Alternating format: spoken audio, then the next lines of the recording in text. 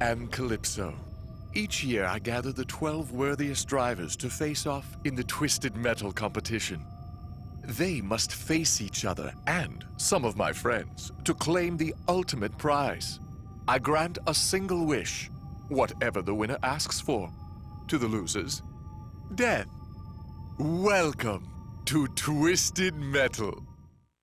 This is it. This is the game that introduced me to the Twisted Metal series, the one that everyone hates. I think I'm one of the select few who really enjoy Twisted Metal 3, and I think it's one of the best games in the series. It was developed and published by 989 Studios, released for the Sony PlayStation in October 1998. Despite the negative feedback, it actually sold well enough to earn the Greatest Hits status later on. I don't know what everybody's fucking problem is, but after playing this again for this review, I see no reason as to why this game is so reviled. I mean, there are far worse games and disgraceful sequels out there. I think SingleTrack had some kind of falling out with Sony, so 989 Studios took over the series and needed to develop a new engine for Twisted Metal 3. Now don't get me wrong, this is not a perfect game by any means, it does have problems, but it also does some things better than its predecessors, even if fans of the first two don't want to admit it. Let's take a look. Welcome to Twisted Metal. One of the problems with Twisted Metal 3 is that it's pretty much a rehash of Twisted Metal 2. It doesn't really do anything new. Calypso runs the Twisted Metal contest where drivers from all over come and battle to the death for a grand prize of anything they wish. You battle through 8 stages set in different places around the world, including Hollywood, Washington, D.C., Hangar 18, the North Pole, London, Tokyo, Egypt, and even Calypso's blimp. After defeating all of the opponents in one stage, you progress to the next, and there's still no saving to the memory card. Passwords are provided for each stage after the first, and each password is unique to each vehicle and difficulty. When a driver wins the contest, an ending movie plays showing Calypso twisting that driver's words around, resulting in the wish not working out well in the end. It's nothing you haven't seen before. Mel Mcmurran returns to voice Calypso, and he does do a great job, giving Calypso his iconic voice. Calypso will now give a brief voiceover introduction at the start of each stage in the tournament mode, as well as introducing bosses. Calypso retains his somewhat charming personality, but under the surface he's still a sinister asshole. You should have brushed between snacks. The initial lineup consists of 12 vehicles, with many returning from previous games. Outlaw, Thumper, Roadkill, and several others return, although the drivers of returning vehicles may be completely different or have completely different motives for joining the contest, kind of making them feel disconnected from their previous iterations. For example, at the end of Twisted Metal 2, Axel had ripped his arms out of the wheels, but Twisted Metal 3 never goes into detail as to how exactly he got back in without some form of prosthetics. The developers decided to focus more on the clown aspect of Sweet Tooth, and his ultimate wish is for candy and ice cream, which is just stupid, really. That's the problem with most of the drivers, their wishes are just dumb and not really in line with the previous games. Considering this game is not canon to the overarching Twisted Metal storyline, I guess none of this matters anyway. Your wish is granted. Each driver will actually narrate their bio information, giving this game some more voice acting, but honestly, most of the driver voice work is just awful. Really, it's bad. We're two good cops in a world gone bad. My brother and I will put a stop to Calypso once and for all. Winning the Twisted Metal contest will prove to the world that there's honor behind the badge, and good triumphs over evil. There are 4 new vehicles introduced here, but they're not that interesting. One of the new vehicles, Flowerpower, is driven by a chick right out of a 15-year-old's dream, and there's even a cheat to get an up-close look at her camel toe. So yeah, there's that. My 2 favorite vehicles, Sweet Tooth and Minion, return, and once again they can only be unlocked via passwords. Sweet Tooth will appear as an opponent randomly throughout the tournament, and Minion retains his boss status. This is actually my favorite iteration of Minion. He's still a demon from hell, but I think his new character design is just badass. My tank will flatten your sorry ass if you irk me, so stay out of my way. But if you can beat me, you can help me hunt down Calypso. There are now 3 bosses to battle, the first being Darkseid, a vehicle from the first game, and he's the first boss in Washington, D.C. Unfortunately, unless you have a cheat device like GameShark, Darkseid is not a playable vehicle and he's just not well represented here. It just feels like they threw him in here for no other reason than to taunt fans of the series. Minion is the boss of London, and you'll fight the final boss, Primeval, in Calypso's blimp. I have no idea who this driver is or what this vehicle is supposed to be, and he too is a non-playable vehicle that can only be unlocked through a cheat device. Darkseid is just a shame here, and Primeval lacks any kind of interesting qualities, and their only purpose is to kill you. The developers didn't even attempt to give them backstories, but considering they fucked up most of the drivers in this game anyway, maybe it's for the best. As expected, each vehicle is equipped with 2 machine guns with infinite ammo, a limited amount of turbo, and they each have a unique special weapon that recharges after being depleted. All of the standard weapons found throughout the environments return from the previous game, including some new ones. Speed missiles can be collected in abundance, can be fired rapidly, but are very weak, doing little damage. Rain missiles are fired into the air and you can detonate them, causing a shower of fire or napalm to drop down below. And then there's a mortar weapon, which is just an arcing explosive projectile. Speed and rain missiles are really kind of useless, but thankfully all of the other more useful weapons are still available. Environmental weapons are also new and only appear in specific stages and do massive damage. For example, the UFO in Hangar 18 will strike any opponents in the area with lightning. If you obtain the radar in Tokyo, you can fire an extremely powerful laser at an opponent from a massive satellite. And the eye weapon in Egypt can be set down like a remote bomb, and when detonated, the pyramid will fire a laser at that spot. It's a great weapon for setting up traps. The environmental weapons are actually pretty cool and can be really fun to use. Turbo and standard weapons are still scattered throughout the environments and can be acquired by just driving over them, but this time around they seem to respawn much more frequently. I think this is fantastic because it can really help ramp up the action, and I rarely found myself driving around with no weapons to use. Health pickups now come in 2 forms, standard, which refills a portion of your health, and full health, which will replenish all of your health. Turbo is still used for driving at super speed and putting out flames if your vehicle is caught on fire. Only a few advanced attacks return, including temporary invisibility, rear attack, freeze burst, and jump. Now, you still need to press a specific sequence of D-pad buttons to perform advanced attacks, but at least this time the game doesn't have a problem registering your button presses. Using advanced attacks will drain your energy meter, but it will refill over time. I'm not sure why the developers decided to exclude the other advanced attacks from the previous game, but it kinda sucks. Maybe it's because this game isn't quite as difficult as Twisted Metal 2, but I still wish the temporary shield made a return.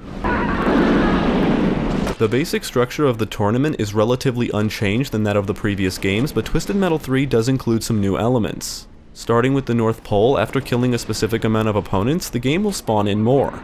The amount of opponents that spawn in increases as you progress through the stages. I don't really have a problem with it, but I just don't understand the reason for this. Maybe it was to help keep a solid frame rate, but it just seems odd and unexpected when it first happens. In Calypso's blimp, you need to destroy all of these switches, or opponents will constantly spawn in to make up for the dead ones, and you'll never be able to battle the final boss, Primeval. This whole opponent spawning in thing really seems random, but at least it adds something new, even if it only mixes things up a tiny bit.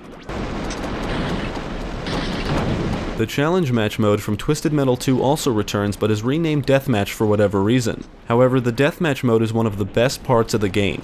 You still select the stage you want to battle in, your vehicle, and AI opponents, but now you're given much more customization options. There's even a secret stage available for Deathmatch if you know the password. Instead of having a set number of opponents dependent on the stage, you can now select up to a max of 7 opponents total. Instead of always being forced to choose opponents yourself, you now have the option to let the game choose opponents for you, and you can even choose if you want to keep battling in the same stage or move on to the next. There's also options like how many matches you want to play, and if you want to be assisted by a CPU ally, which is also an option for the tournament mode.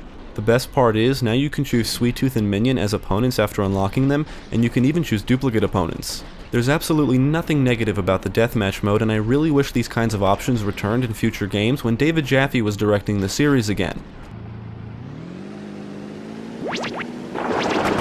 Apparently, a lot of people criticize the stages as being boring and uninteresting, and I really don't know why. Most of them feel a bit more confined than those in Twisted Metal 2, but overall I thought they were well laid out. You can still blow up parts of the environments like structures and walls to reveal secret areas. Teleporters return and perform the same function of letting you teleport to different areas of a stage. For some reason, pedestrians are no longer included, which does kind of suck because there's just something comical about killing them. One could also say that pedestrians give more life to the environments, but it is what it is. In this game, London has always been my favorite stage, and I can't tell you how many hours I spent playing Deathmatch against the AI.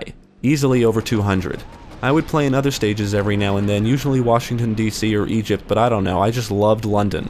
I can still remember just sitting on my bed as a kid just playing this game non-stop. Before the internet, passwords weren't so easy to obtain, but once I obtained the password to unlock Minion, man was I in heaven. I would launch a deathmatch mode with London as the stage, make sure the stage repeats, select Minion as my vehicle, choose my 7 opponents, and just play for hours. I would even keep track of what opponents I selected and how many wins and losses I had.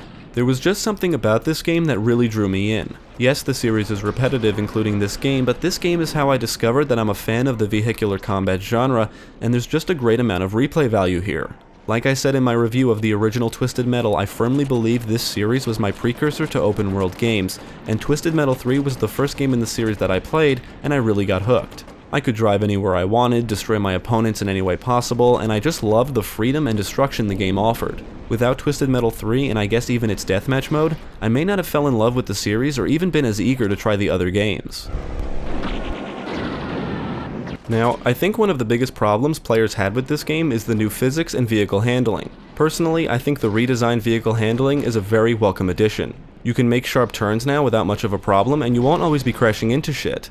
Using the brake to slide around corners doesn't always result in sliding into a wall, and navigating through the environments is just more enjoyable here. It does have some drawbacks, however. Like moving at high speeds makes it easy to lose control of your vehicle, and it's now possible for vehicles to flip over, and this does happen often. Whether you lose control and crash or just get rammed by an opponent, your vehicle will frequently topple over. Flipping over does become annoying, but I will gladly take the new physics and refined handling over the very stiff handling of vehicles in the previous games.